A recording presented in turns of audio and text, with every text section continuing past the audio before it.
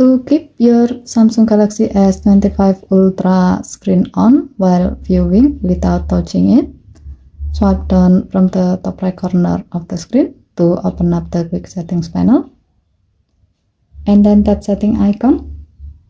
Scroll down the screen to find display. Tap display. Scroll down the screen.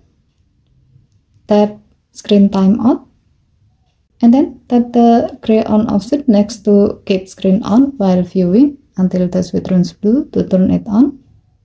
When this feature is on, your phone will use the front camera to detect if you are looking at the screen. So, as long as your face is detected, the screen will not turn off even if you don't touch it. Given to the function with keep screen on while viewing feature is on, your phone will stay awake while you are reading, watching, or browsing. It prevents interruption, making your experience smoother and more convenient without needing to tap the screen. Okay, thank you for watching. Please help to like and subscribe. Have a nice day.